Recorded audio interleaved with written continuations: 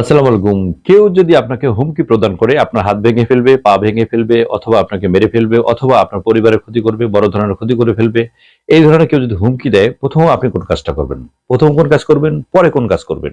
এবং যিনি হুমকি দিলেন তার কি পরিণতি হতে পারে? কতদিনের সাজা হইতে পারে? তার আর কি করা উচিত? এবং এখানে পুলিশের ভূমিকাটা কি? পুলিশ কি কাজ করবে?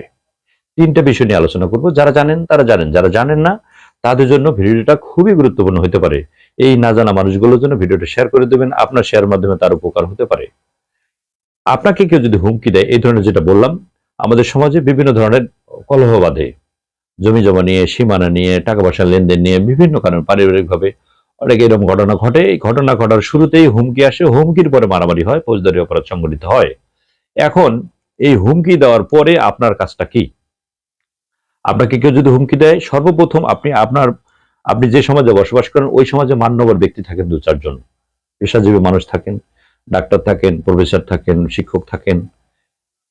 এদের কাছে আপনি আপনার হুমকি প্রদানের ঘটনা তাকে অবহিত করবেন, তাকে জানাবেন। যদি স্থানীয় জনপ্রতিনিধি থাকে তাকে বিষয়টা জানাবেন। বেশি সময় লাগবে না। তাড়াহুড়ো করে জানাবেন, জাস্ট তাকে অবহিত করলেন। তারা ঘটনাটা জানে। সাথে, সাথে আপনি থানায় এসে একটা জিডি করবেন। কোন থানায় জিডি করবেন? আপনি যে থানা এলাকায় বসবাস করেন, যেখানে ঘটনা ঘটেছে ঠিক সেই থানায় একটা জিডি করবেন। জিডি করার পরে আপনি যদি পুলিশকে বলেন, আমার আসামিকে ধরেন না কেন? আমি জিডি করলাম, ওই লোক আমার হুমকি দিল, আপনি তার ধরলেন না কেন? পুলিশ এই আসামিকে ধরবে না। কেন ধরবে না? আইনে বলা নাই। তাহলে আপনার হুমকি দিল ধরবে না কেন? প্রসেসটা কি? প্রসেসটা হচ্ছে যিনি এই জিডির দায়িত্বে থাকবেন যে অফিসার, সেই অফিসার যেহেতু এটা একটা আমলের অযোগ্য অপরাধ, অধর্তব্য অপরাধ, সেক্ষেত্রে এটা বিজ্ঞ আদালতের অনুমতি নিয়ে কাজ করতে হয়। অফিসার তখন এটা আপনার সাক্ষী দিবেন ৩ জন। সাক্ষীদের নাম, ঠিকানা, বয়স সবকিছু দিবেন। দেওয়ার পরে অফিসার এটা তদন্ত করে একটা প্রতিবেদন নন এফআইআর প্রসিকিউশন তৈরি করে বিজ্ঞ সংশ্লিষ্ট আদালতে প্রেরণ করবেন। আদালত অনুমতি দেবে তদন্তের। অনুমতি হয়ে গেলে তারপর উনি আবার একটা প্রতিবেদন দেবেন। পুরো ঘটনা লিখে উনি দিয়ে দেবেন। এখন আদালত এটা ২ পক্ষকে আপনাকে যে হুমকি দিয়েছে তাকে আপনাকে ২ পক্ষকেই সমনের মাধ্যমে ডাকবে একটা তারিখ দিয়ে। ওই তারিখে ২ পক্ষই যেতে হবে। এখন যিনি হুমকি দিয়েছেন তিনি যদি গুরুত্ব না দেন যে হুমকি দিয়েছে তো কি হয়েছে, জিডি করছে তাই কি হয়েছে, উনি যদি না যান সেক্ষেত্রে ওনার নামে কিন্তু ওয়ারেন্ট হবে ওই দিনেই। যেদিন ডেকেছে সেদিন যদি উনি অনুপস্থিত থাকেন তার নামে সেই দিনে ওয়ারেন্ট হবে। তখন কিন্তু এই পরবর্তী সময়ে যে কোনো দিন তাকে যে কোনো সময় পুলিশ তাকে গ্রেপ্তার করে নিয়ে যেতে পারে, ওয়ারেন্ট মূলে তাকে গ্রেপ্তার করে নিয়ে যেতে পারে। আর যদি সমনের ডাকে তিনি সেদিন যান বিজ্ঞ আদালত, তখন কি হবে? তখন আদালত ২ পক্ষের কথা শুনবে। শোনার পরে আদালত যদি মনে করে এটা এখানে মীমাংসাযোগ্য, আপোষযোগ্য, সেক্ষেত্রে ওখানেই তিনি এটা আপোষ করে দেবেন, মীমাংসা করে দেবেন, মুচলেখা নিয়ে ২ পক্ষকে বিদায় দিয়ে দিবেন। ওই দিনে শেষ। কিন্তু ঘটনা যদি বিজ্ঞ আদালত মনে করেন জেনুইন এর ঘটনা ঘটেছে, তার উদ্দেশ্য খারাপ ছিল, সেক্ষেত্রে আদালত তাকে শাস্তি দিতে পারেন। কতদিনের শাস্তি দিতে পারেন? ৬ মাসও দিতে পারেন, ৬ মাসও দিতে পারেন, ১ বছরও দিতে পারেন, ৭ মাসও দিতে পারেন। আদালতের এখতিয়ার। আদালত যেটা মনে করবেন উনি দিতে পারেন। এটা হলো একটা বিষয়। আরেকটা বিষয় বলি, যিনি হুমকি দিলেন তিনি কিন্তু আবেগের তাড়নায় হুমকি দিয়েছেন।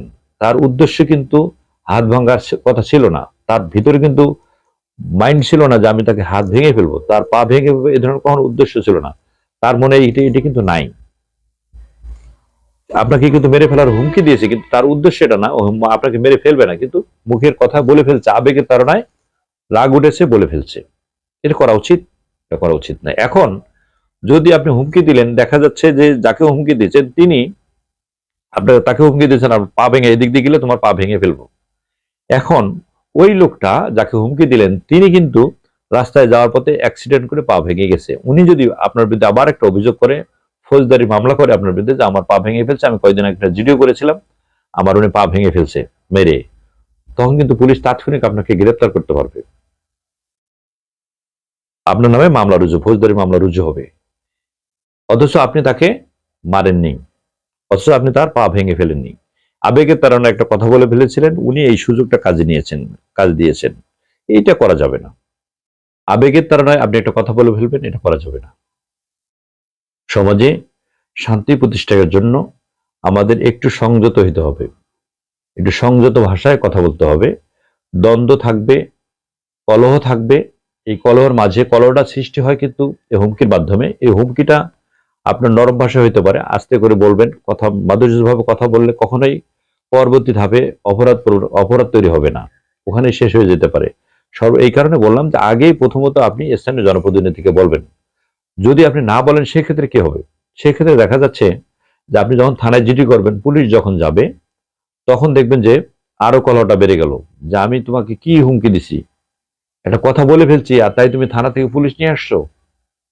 তখন কিন্তু স্থানীয় লোক যারা আছে তারাও কিন্তু এই যে আপনি হুমকি পেলেন, আপনি একটা জিডি করলেন, তখন কিন্তু তারাও আপনার প্রতি একটা নাকশ হবে যে আমরা তো আছি, আমরা তো মারা যাইনি, আমি এলাকার মান্যবর একজন ব্যক্তি, আমাকে সবাই মানে, তুমি আমাকে বলতা কেন তুমি থানায় গেছো আগে।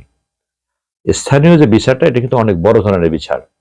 সেই কারণে আগে স্থানীয় লোকগুলোকে জানানো উচিত, মান্যবর যারা আছে, জনপ্রতিনিধি যারা আছে তাদেরকে একটু অবহিত করা উচিত। তা নাহলে এই ইফেক্টটাও কিন্তু পরে পরে, যা সে তো তোমাকে মেরে ফেলে নাই, সে আবেগের তাড়না রাগের মাথায় একটা কথা বলে ফেলছে, তাই বললে তুমি থানায় জিডি করবা, এ ধরনের কথা আসে, আমরা শুনতে পাই। সেই কারণে আমাকে, আমার যেটা ব্যক্তিগত হিসাব, আমার ব্যক্তিগত যেটা মতামত, আগে স্থানীয় 2-4 জনকে জানিয়ে তারপর জিডি করবেন। তারা যদি বলে না এটা করার দরকার নেই, আমি দেখি কি হয়েছে, তাহলে স্থানীয়ভাবে সমস্যার সমাধান হয়ে যায়, তাহলে আর থানা পর্যন্ত আসতে হয় না, একটা জিডি কম হয়ে গেল থানায়। এই সর্বসাকুল্যে বিষয় হচ্ছে, আমি আপনাদের কাছে আবার আগেও বলেছি, আবার বলি, সমাজটাকে সুন্দর রাখার জন্য একটু সতর্ক, একটু সচেতন হওয়া দরকার। কথাবার্তা, চলাফেরা সবকিছু যদি একটু হিসেব করে করেন, সব যদি আপনি সচেতনতার সাথে একটু ইয়ে করেন, দেখবেন যে সমাজটা সুন্দর হবে। আর সমাজটা সুন্দর হলে আপনার বসবাসও সুন্দর হবে, পরিবেশটা সুন্দর। যে যেখানে আছেন ভালো থাকবেন, সুস্থ থাকবেন, নিরাপদে পথ চলবেন। আসসালামু আলাইকুম।